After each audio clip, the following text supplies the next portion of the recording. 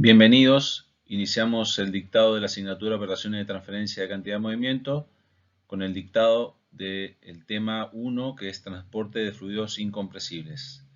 Quien les habla, el ingeniero Sergio Alejandro Surcan. Para un desarrollo más eficiente del material audiovisual, el tema ha sido dividido en 4 partes con duraciones de entre 30 y 45 minutos. La primera y la segunda parte tocan el tema de conducciones y válvulas principalmente, y la tercera y cuarta parte, digamos, todo lo que tiene que ver con bombas, tipo de bombas, curvas características, cavitación y NPSH. Los objetivos están planteados en primer término para la primera y segunda parte, y en segundo término para la tercera y cuarta parte. Los objetivos de la presente clase son instruir al estudiante en los modelos y tipos de conducciones, accesorios y válvulas.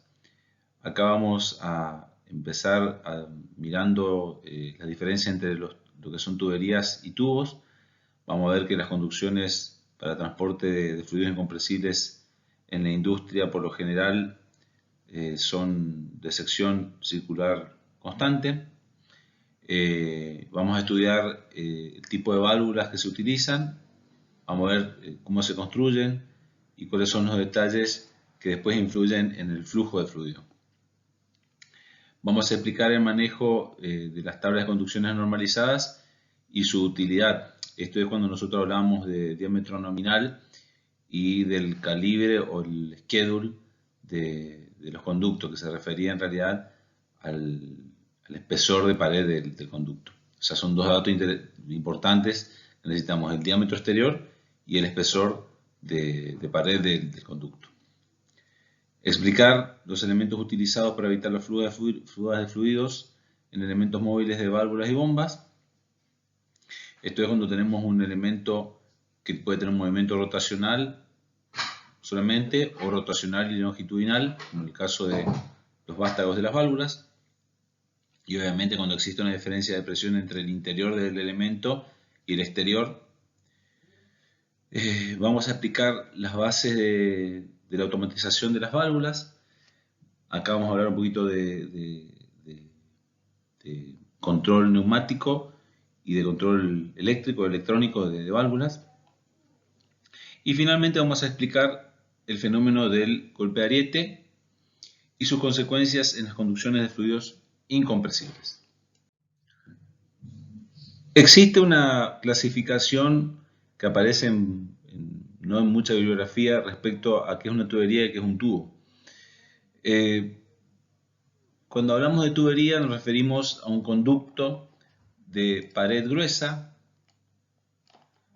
de diámetro relativamente grande, hablamos de mayor a 3 pulgadas de diámetro. Por lo general se comercializa en tiras de 6 a 12 metros de longitud. Va a tener por lo general pared interna rugosa. Se construyen por moldeo o soldadura, y las uniones por lo general es o a través de soldadura, que ya lo vamos a ver en una diapositiva más adelante, o a través de bridas, como aparece en esta diapositiva de acá, mediadas por el uso de una junta. Generalmente es un material elástico que cumple las funciones de sellar esa unión y evitar el escape del fluido. Generalmente están construidas en aleaciones, en metales, bueno, PVC aparece acá, acero o fundición. Fíjense el detalle en la figura de más arriba, lo constructivo, digamos. Acá la segunda está construida por moldeo, ¿sí? O a lo sumo tendrá una soldadura longitudinal. Y aquí fíjense cómo se observa, la construcción se da a través de una soldadura, pero en este sentido, es como una chapa que se va enroscando, digamos. Hay una diapositiva más adelante en la que se ve mayor detalle cómo se construye. Nos referimos a tubos cuando tratemos con conductos de pared delgada, diámetro relativamente pequeño. También se comercializa en tiras de 6 a 12 metros, longitudes moderadas, ¿sí? O puede aparecer comercializado debido a la flexibilidad del material en rollos, ¿sí? De varios metros, cientos de metros inclusive. Por lo general, y por la naturaleza del material con lo que se construye, tiene una pared interna lisa, construidos por extrusión. También esto tiene que ver con el tipo de material. Generalmente van a ser polímeros, PPN o polietileno de baja densidad. Y la unión de los conductos se da mediante accesorios o por termosellado. O, que nos dice acá, roscado, que lo vamos a ver desarrollado en una diapositiva más adelante.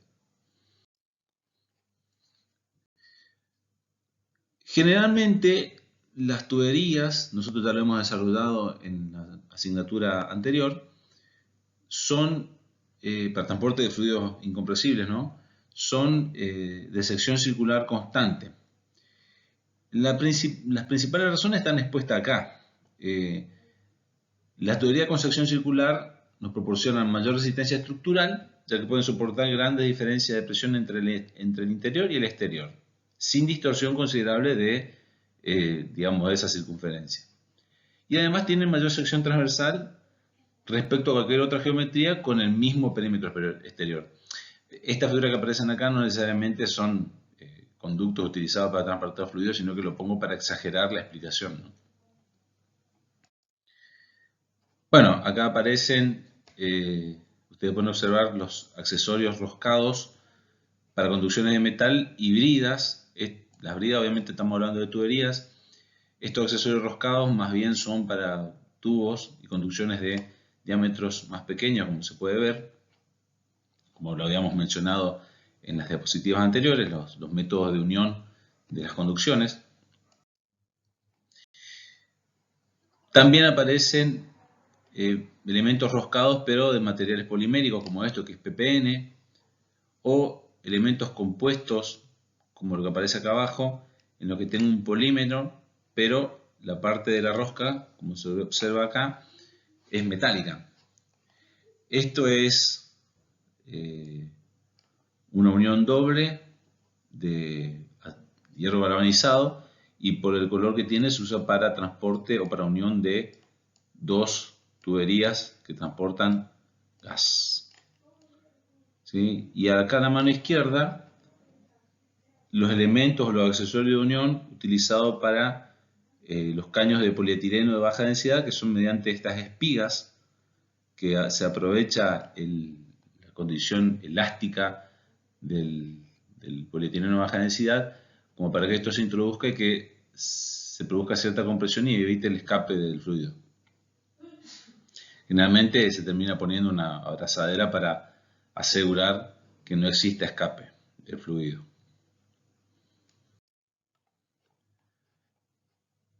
Acá aparece el elemento utilizado para realizar o armar las roscas en las conducciones metálicas. También se usa el mismo elemento para el roscado de tubos de PPN. Esto es una atarraja. Y acá adentro va el elemento, la herramienta que produce el peine que genera el peine Bueno, aquí hay un detalle más de cerca de la herramienta, ¿sí? Y lo que se observa es que el peine generalmente al final acá termina de manera imperfecta, de manera que al ajustar el accesorio se produzca una compresión final y esto acá que está al final se comporte como un sello.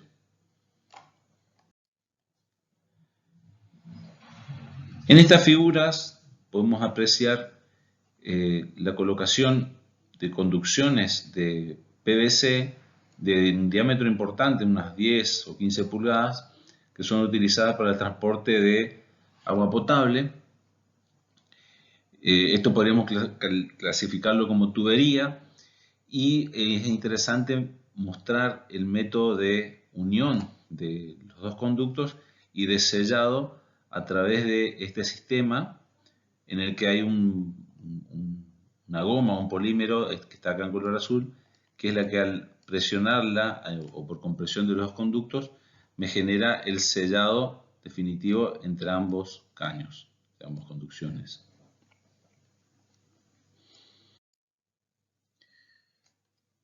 Esta animación es interesante porque está mostrando la unión de dos tubos. Esto se usa para diámetros no muy importantes, que no necesita de hacer el roscado en ninguno de los dos extremos, sino que aprovecha estos elementos que aparecen acá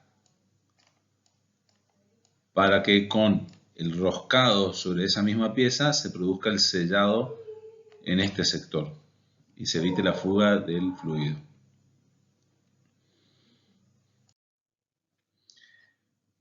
Estos son otros accesorios necesarios, especialmente cuando tenemos instalaciones con diámetros importantes, como los que se pueden apreciar acá. Estamos hablando del orden de las 20 o 30 pulgadas, y en los que posiblemente haya un transporte de fluido caliente, ¿sí? Es decir, que eso puede generar cierta dilatación en la instalación con las consecuente ruptura de la misma si no existieran estas juntas de dilatación. Acá tenemos este sistema que se acopla a la conducción y esto funciona como un fuelle que absorbe esas dilataciones o contracciones dependiendo del tipo de fluido y la temperatura a la que se esté exponiendo el sistema. Bueno, acá aparecen más elementos utilizados para o los accesorios necesarios para la unión de tuberías, y acá aparecen las tuberías sin la colocación de las bridas correspondientes.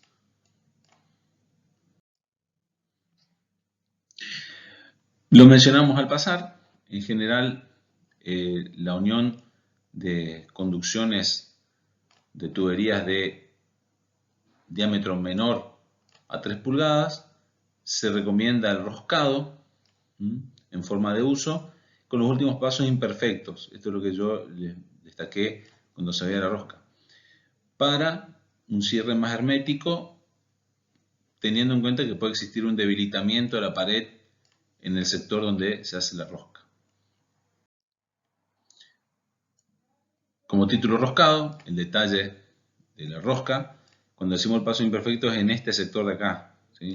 Si tomamos esta rosca, se viene haciendo roscado, y acá lo último es un peine no terminado en una punta perfecta, sino que termina así.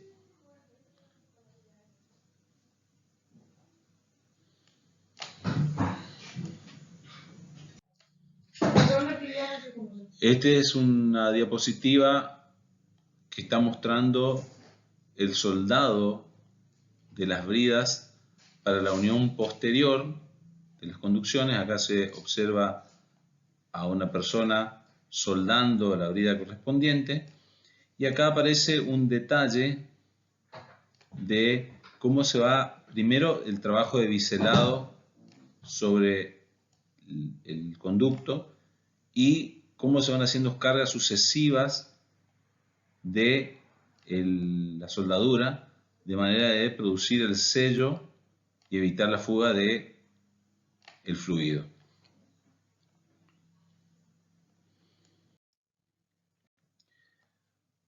Bueno, acá aparece un equipo de soldadura en el que se observa el detalle del biselado en los dos conductos, como yo les había mencionado recién. Y bueno, esto es un equipo que seguramente trabaja con algún tipo de gas inerte a través de este conducto rojo acá, y va descargando el material por esta punta de manera continua, obviamente con un trabajo mucho más preciso que el que pueda y más rápido que el que pueda realizar un ser humano, ¿no? Acá observamos el detalle de la soldadura en la unión de dos tuberías. Bueno, no es el mejor, la foto más feliz porque no se da el biselado como les venía mencionando, sino que lo hicieron cuadrado. Pero lo interesante es ver cómo se va cargando la soldadura en este sentido y cómo va afectando, esto seguramente lo van a ver en materiales, cómo se va afectando la estructura cristalina del material acá, ¿no? Ven cómo se observa esta zona que cambia respecto a este sector. O sea, esto también implica un debilitamiento o por lo menos un cambio de la estructura del material. Este es un detalle seguramente de construcción de tuberías con soldado longitudinal. Acá tenemos que imaginarnos que partimos de una chapa, ¿sí?, que obviamente se hace el cilindrado y posteriormente se carga sobre la unión de estas dos puntas la soldadura correspondiente para terminar de conformar el elemento o la conducción.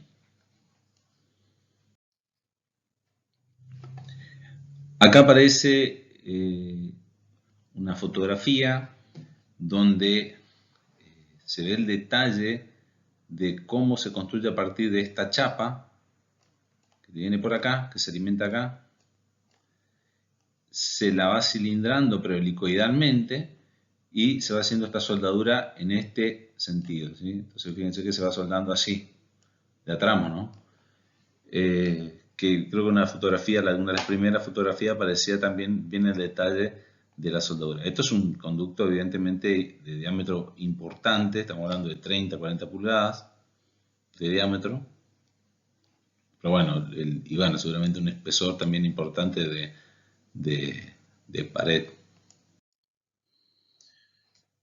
Acá aparecen en estas dos fotografías instalaciones de conducciones en industrias químicas y en una industria de producción de alimentos.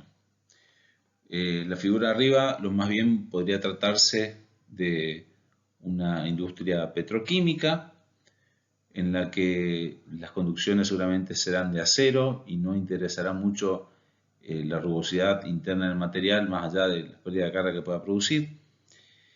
Y sin embargo, aquí abajo vemos que esto sí o sí lo relacionamos con la industria alimentaria porque acá aparecen conducciones de acero inoxidable que son mucho más fáciles de limpiar, que tienen una rugosidad interna mucho menor, entonces siempre relacionado con la deposición de material que pueda sufrir deterioro después y bueno, que evidentemente me afecte al proceso de producción de alimentos que se trate, que sea una industria de jugos o una industria lechera, ¿sí?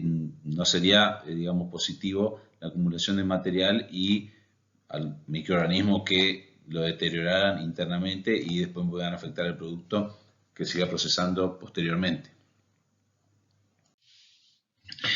Vamos a definir diámetro nominal de una conducción y vemos que en tuberías de acero los diámetros nominales normalizados están comprendidos en el intervalo de 1/8 a 30 pulgadas de diámetro.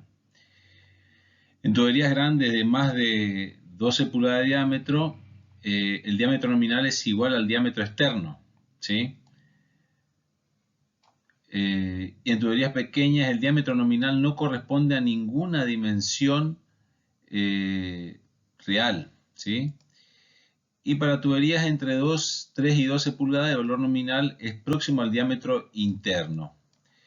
El diámetro interno real, perdón. Pero para tuberías muy pequeñas esto no es cierto.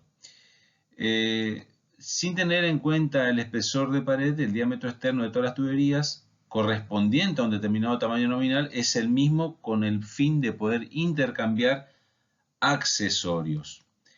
Es decir que tenemos que definir diámetro nominal y otro aspecto es el número de catálogo que lo vamos a desarrollar más adelante. El número de catálogo junto con el dato de diámetro nominal son datos que me sirven para especificar el tipo de tubería que tenemos. Específicamente se refiere al espesor de pared del conducto. Generalmente para clasificarlo se usan números como los que aparecen acá, de 10 en 10, desde el 10 hasta el 160. Y puede ser expresado o calculado mediante ecuaciones empíricas, como la que aparece acá, en la que el número de catálogo es función de la presión interna de trabajo y de la presión que soporta el material. Bueno, el número de catálogo en inglés es schedule, ¿sí? Y aparecen tablas también que están normalizadas para las conducciones o los tubos utilizados en intercambiadores de calor, que se utiliza esta que es la BWG, acá está la traducción en inglés. Y bueno, los norteamericanos la adoptan en, acá falta un 0, 1880, ¿sí? Para también el uso en la construcción de calderas en Estados Unidos. Y cambia el número de catálogo, va de 7 a 24, y acá es al revés, el número más chico, el número más pequeño son espesores gruesos y los números más grandes son espesores más estrechos. Bueno, ¿para qué sirve? Sirve para esto que yo le dije al principio. Me permite intercambiar accesorios, es decir, si yo tengo una conducción de un diámetro nominal determinado, vamos a decir 5 pulgadas, no es lo mismo que tenga catálogo 40 que tenga catálogo 120. Si estoy hablando de catálogo 40, tiene un espesor distinto que un diámetro nominal que les había mencionado, pero de catálogo 120. Entonces aparecen tablas que normalizan esta cuestión. Ahí aparece IPS, ¿sí? Que se refiere al tamaño de conducciones de acero, y bueno, la NPS, que es tamaños de conducciones normalizadas. También tenemos tablas en la bibliografía que nosotros ya la habíamos desarrollado, la habíamos utilizado en la resolución de los problemas. Una era esta, la tabla de McCabe, la tabla 1022. Bueno, acá aparece la tabla de dimensiones, capacidades y peso de tuberías normalizadas a acero, que esta es la tabla que sacamos del McCabe-Smith. Acá se viene a verificar lo que habíamos dicho de que para conducciones con diámetros nominales entre 3 y 12 pulgadas, los diámetros internos se aproximan al diámetro nominal. Lo interesante también acá es analizar para diámetros nominales menores a 3 pulgadas, bueno, en realidad en todos los casos, qué es lo que sucede con el espesor de pared a medida que nosotros cambiamos el número de catálogo, ¿sí? Bueno, no aparece en la tabla diámetros mayores a 12 pulgadas, que habíamos dicho que el diámetro nominal para conducciones mayores a 12 pulgadas se corresponde con el diámetro exterior, por lo general. Si tomamos una conducción de 1 pulgada de diámetro nominal, por ejemplo, y analizamos qué sucede con el diámetro interno a un número de catálogo de 40 y de 80. Acuérdense que a mayor número de catálogo, mayor espesor de pared. Entonces, evidentemente, el espesor de pared acá nos muestra que aumenta y evidentemente los diámetros internos van a ser más pequeños. Esto es importante cuando nosotros hablábamos de los cálculos que hacíamos en fundamento de transferencia de cantidad de movimiento, porque cuando hablábamos de conducciones de 1 pulgada, en la mayoría de los casos no pusimos diámetros nominales, sino que directamente asumimos que era 1 pulgada de diámetro interno. Entonces acá choca la teoría con la realidad, porque yo puedo hacer una determinada cantidad de cálculos, pero resulta que cuando voy a comprar el conducto, la sección de conducto es diferente de lo que yo he calculado en la teoría. Entonces para eso sirven estas tablas y también sirven para lo que mencionamos, enfatizo, para poder trabajar con los mismos accesorios del mismo diámetro exterior y del mismo diámetro interior, especialmente cuando soldamos, especialmente cuando se tienen que armar abridas y ese tipo de cuestiones. Llegamos a esta parte en la que vamos a empezar a desarrollar la prevención de fugas en las partes móviles. Esto es cuando, supónganse, acá tenemos un conducto en la figura de abajo por el que está circulando un fluido. Esto es una válvula que me está interponiendo un elemento para cerrar el paso de ese fluido a través de este vástago que aparece acá. Pero, claro, hay que imaginarse que el fluido viene y puede hacer esto. puede meterse por acá e intenta salir del elemento mecánico que es la válvula. Obviamente lo que tenemos que hacer es impedir ese escape de fluido a través de elementos que ya vamos a ver cómo se aplican. Obviamente vamos a tener otra situación, como la que aparece acá arriba, en la que yo tengo este equipo que vamos a desarrollar en la clase que viene, que es una bomba. Acá tengo un motor que me está transmitiendo la potencia a través de este eje. Entonces tengo un movimiento giratorio. Aquí adentro también tengo fluido y puedo tener escape del mismo a través de este eje por acá. En este caso en el primer caso tengo solamente un elemento giratorio y en el segundo caso tengo un elemento giratorio, pero también tengo un movimiento longitudinal, es decir, así. Bueno, lo importante es destacar que las fugas se pueden producir porque el fluido casi siempre va a estar a una presión mayor a la del exterior, o diferente por lo menos, ¿no?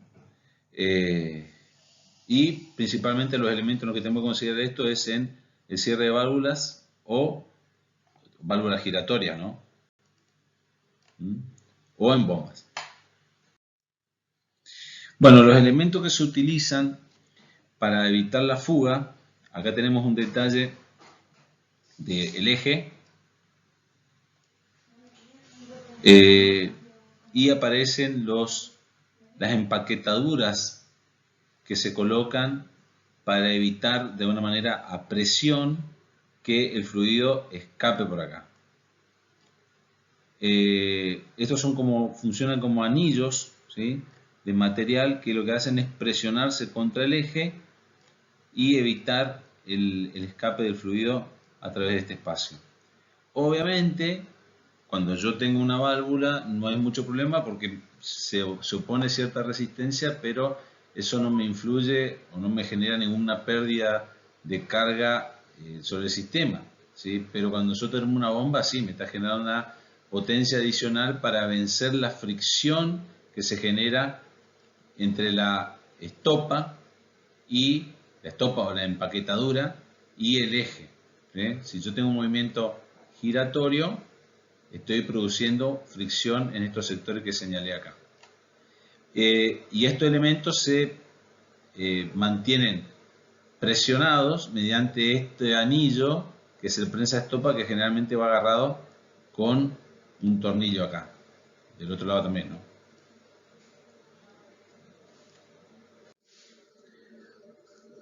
Aquí tenemos un detalle de los modelos. Estos son las empaquetaduras en realidad, no son los prensa-estopa. Estas son las empaquetaduras que se colocan. Este es el material que yo señalé que aparecía como crucecitas ahí, en el cuadradito, ¿sí? Es el material que está colocado sobre el eje y presionado y apretado contra las paredes y el eje. Bueno, acá vemos la diversidad de materiales que son como soguitas, pero con alguna sustancia bituminosa que puede llegar a conferir mejor sello. También aparecen otros sistemas que son los cierres hidráulicos o cierres mecánicos, ahora vamos a ver en mayor detalle.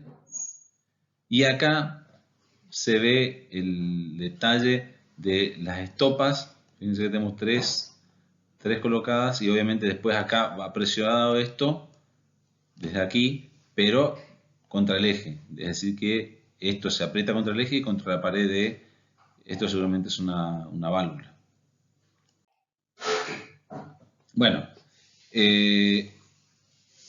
otro sistema es el cierre hidráulico, ¿sí?, que trabaja, o sea, el principio es el mismo. Acá también tenemos, fíjense, observen el relleno con la estopa y los elementos de compresión o de roscado que evitan que presionan esto y evitan la fuga del fluido a través de este pequeño espacio que se ve acá. No me salió muy bien la flecha. El espacio va por acá, ¿sí? Ahí sí me salió bien.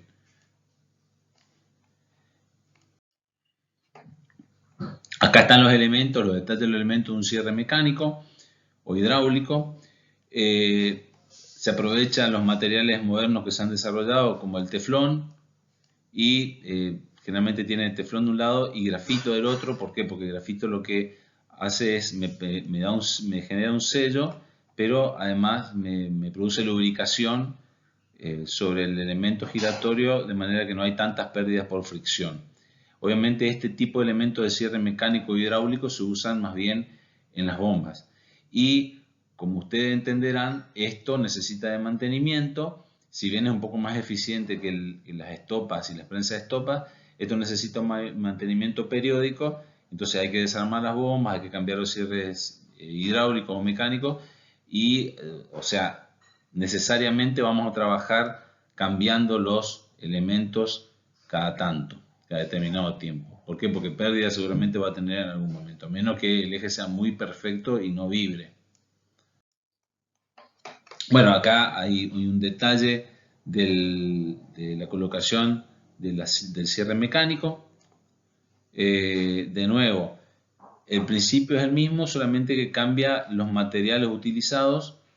Y bueno, tal vez tiene un poquito más de tecnología respecto al prensa estopa, porque aparece este resorte acá, que está aquí, que me genera que se mantenga esa compresión y de alguna manera pueda tener un poquitito más de libertad este eje rotatorio.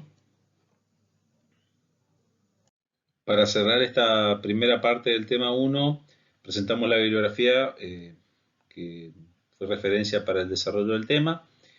Y bueno, y habiendo alcanzado los objetivos que nos hemos planteado para esta parte, un poco se mezclan con los objetivos que nos proponemos para la parte siguiente, pero principalmente haber desarrollado el tema de conducciones, haber definido a qué nos referimos con diámetro nominal, y bueno, la discusión que se da respecto a los elementos utilizados para evitar fugas, cuando nos referimos a prensa estopas, y bueno, los sellos mecánicos que dijimos que vamos a desarrollar mejor cuando veamos bombas. Bueno, muchas gracias.